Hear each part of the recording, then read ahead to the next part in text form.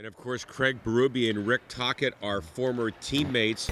They're great friends, but I'm sure it bugs Berube a bit that he hasn't had the upper hand on his buddy. Well, and now he's going to get an ornery group as well because, Right. you know, you watched the game last night, and obviously the Dallas Stars and Arizona Coyotes. It was a pretty feisty game. Yeah, Jamie nasty Benn was game. Yep. ejected. They've had some heat before that with Oliver Ekman-Larsson and Jamie Benn. A 3-2 game in favor of Dallas. I mean, we know the battle in the Central Division, but for the Arizona Coyotes, they are also fighting for their lives. They're only 5-9-4. What's that in their last 18 games? So they've got to find some traction as well. So I would expect this one to have a little bit more, maybe less on the technical side and more on the grit side for tonight's game. All right, speaking of grit, the Blues, it looks like, will put Marco Scandello in the lineup. Of course, acquired the other day from Montreal for a second and a conditional pick, a left-shooting defenseman. And Darren, where do you think he slots in tonight? Well, based on the skate this morning here, JK, it's a full skate, so everybody's on the ice. You got all your lines. He was with Colton Parayko, and obviously General Manager Doug Armstrong did address that, talking about Scandella being, you know, a long stick, good defender, good skater. So automatically you would assume at that point that he's going to put him on with Colton Parayko and get him there as quickly as possible. Let's see if there's any chemistry right there. So as of this point, it looks like Robert Bortuzzo slides out, and he's been playing with Vince Dunn. Vince Dunn will slide back together with Justin Falk. They've been together probably 3/4 of the time as a pairing so far this year. And then Carl Gunnarsson, I think Boom Boom Gunnarsson's played really, really well.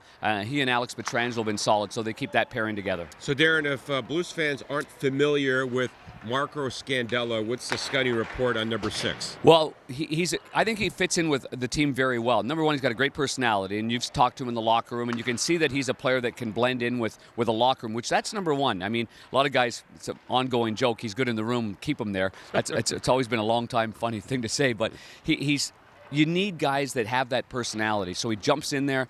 Automatically, all the guys are like, hey, I've heard good things about Marco. I heard good things about Marco. So that's number one. You know, obviously you need a hockey player to get in there and be able to compete.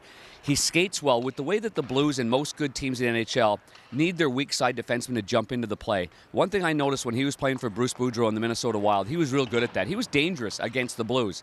Always jumping up in the play. He's got a big, heavy shot. He's a very good skater. He's 6'3", 6'4", and he boxes out well. So, I mean, all those combinations, and knowing what he said yesterday, which was, I know my role. I've got to defend. I've got to be good on the PK. I need a strong stick. He knows he's coming into a really good system with a tight group of guys that have won the Stanley Cup. He doesn't have to be fancy here. He doesn't have to overwhelm anybody. He just has to come in here and take care of his own end. Everything else will take care of itself after that. Darren, meanwhile, the Blues, as we know, they switched their forward lines the other night against New Jersey.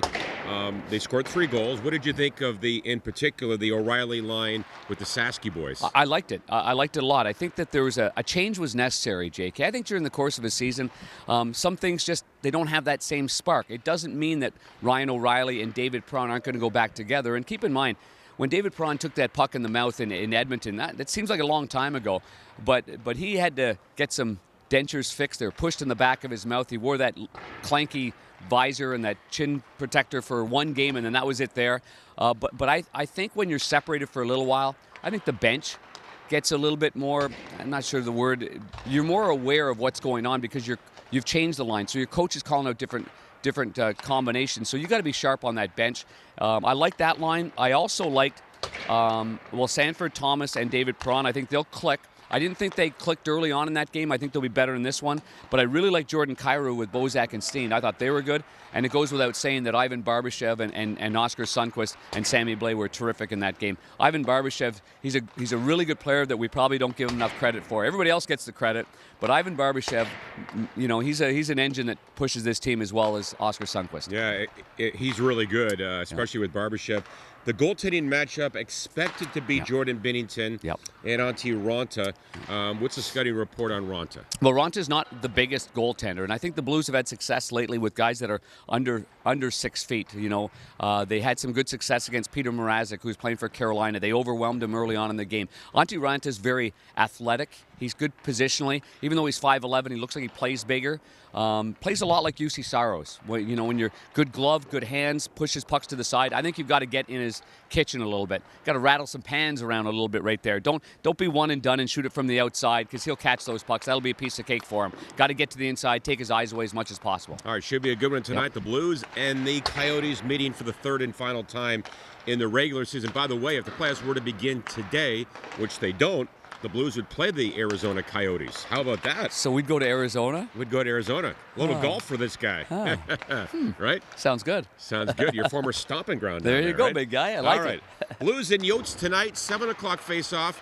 Pre-game show on 101 ESPN at 6:30. Same time for Blues Live on Fox Sports Midwest, where we will bring it to the people tonight. Yes, we certainly will. I'll be at ice level. You'll be up there. All Be right. sharp tonight, okay? Should be a good one tonight. Blues and Coyotes.